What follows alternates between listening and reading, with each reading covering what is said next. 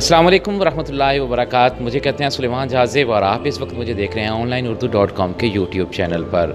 उर्दू है जिसका नाम हम ही जानते हैं, दाग सारे जहां में धूम हमारी ज़ुबां की है। दुबई यकीनन उर्दू की महफ़िलों के लिए एक बहुत बड़ा शहर है और यकीन मानिए तो बैनुल-अक़वामी सतह पर अगर उर्दू का नाम लिया जाता है तो दुबई उन शहरों में है जो सरे फ़हरिस्त हैं। यहाँ की अदबी महफ़िलें, यहाँ के मुशायरे पहले भी ज़िंदा थे, आज भी ज़िंदा हैं और आने वाले वक्तों में जब देखा जाएगा तो सबसे बड़ी एक जो वीडियो मिलेगी आपको उर्दू शायरी की, वो दुबई के मुशायरे होंगे। आज हमारे साथ हैं अजय साहब जो कि इंडिया से तशरीफ़ लाए हैं। अभी हमने उनकी गज़लें सुनी, उनकी क्या खूबसूरत गज़लें हैं, क्या अच्छा परोया है म्यूज़िक के अंदर। पहले उनसे पूछते हैं कि उर्दू का शौक़ उनको लगा कैसे? आदाब।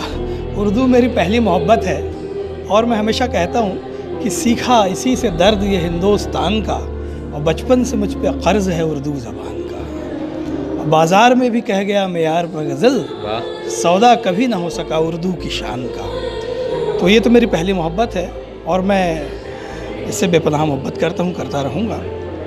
और तिफली में हमें याद है कि एक उर्दू का लफ्ज़ है अखलाक, वो एक सईद राही साहब की एक गज़ल थी, उसमें एक शेर था कि मैं तो अखलाक के हाथों ही बिका करता हूँ और होंगे तेरे बाज़ार में बिकने वाले। तो वो पहला लफ्ज़ था जो उर्दू का, जिसने हमें मुतासिर किया था और हमने उर्दू सीखनी शुरू की थी। जी, वो पहला लफ्ज़ आपकी इब्तदा तो बना, लेकिन आप इस वक्त दुबई में हैं या आप इंडिया में भी बड़े प्रोग्रामों में जाते हैं, दुनिया के दीगर मुल्कों में भी आप जाते होंगे, तो यहाँ पे आके और यहाँ की जो उर्दू के सामीन हैं उनसे मिलना और उनसे बातें करना, शायरी सुनाना कैसा लगता है? बेहद खूबसूरत एहसास होता है जब उर्दू समझने वाले लोग बैठे हों, और सबसे अच्छा तब लगता है जब आपको अल्फाज के मानी बताने नहीं पड़ते लोगों को, तो और भी अच्छा लगता है। देखिए, हर ज़बान की एक खूबसूरती होती है और उर्दू की जो खूबसूरती है वो उर्दू के अल्फाज में ही है। तो मैं ये कोशिश करता हूँ कि उर्दू को पूरी तरह से निकाल ना दिया जाए।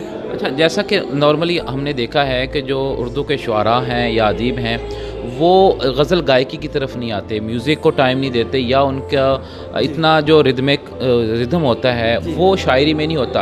अपनी शायरी तो कमाल की होती है, लेकिन वो जब गायकी में आती है तो वो इतनी खूबसूरत नहीं होती। आपने दोनों चीज़ों को कंबाइन किया है, इकट्ठे रखा है। आप जितनी अच्छी गज़ल पढ़ते हैं उतनी अच्छी गज़ल जो है हमें सुनने को भी मिलती है। इस कम्बिनेशन को कैसे बनाया आपने?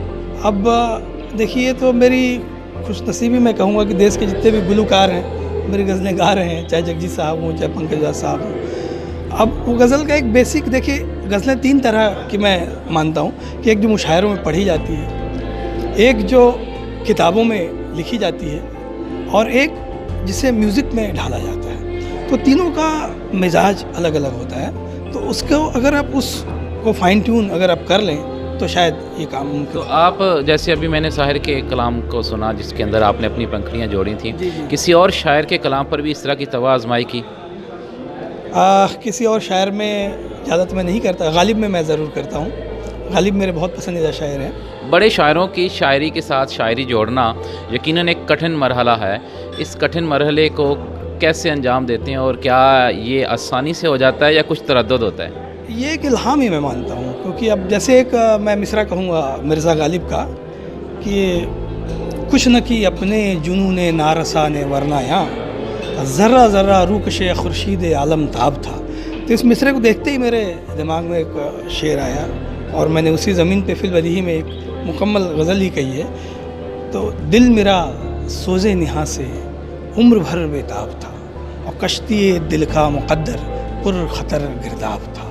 हिंदुस्तान में उर्दू बड़ी फल फूल रही है, उर्दू मुशायरे बड़े हो रहे हैं, फ्यूचर कैसे समझते हैं? मुझे तो उर्दू का जो मुस्तकबिल है बड़ा दुरख्शा नज़र आता है, क्योंकि देखिए उर्दू के लिए जो ज़ौक़ है बढ़ता जा रहा है लोगों में। बहुत सारे लोग उर्दू से प्यार करते हैं और उर्दू की जो महफ़िलें हैं उनकी संख्या, उनकी तादाद बहुत बढ़ी है हाल के दिनों में, और जो यंगर जनरेशन है उनको भी उर्दू से निस्बत हो रही है।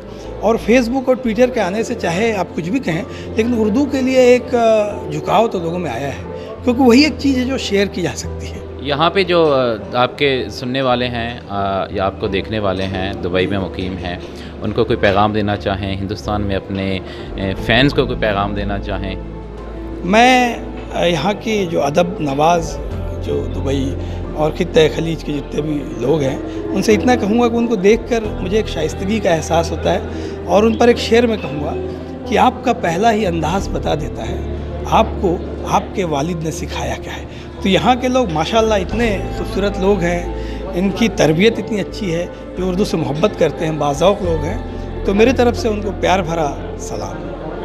جی، جیسا کہ آپ نے دیکھا کہ اجے صاحب ہمارے پاس موجود تھے، ہمارے ساتھ انہوں نے گفتگو کی، اور یقیناً یہ ایک اچھا مرحلہ ہے کہ وہ یہاں پہ آئے، انہوں نے اردو کی غزلیں نہ صرف پیش کی بلکہ ہمیں ٹائم دیا، ہم ان کا بھی بہت شکریہ ادا کرتے ہیں، اور اسی طرح ہم دوسرے مہمانوں سے بھی آپ کی ملاقات کرواتے رہیں گے۔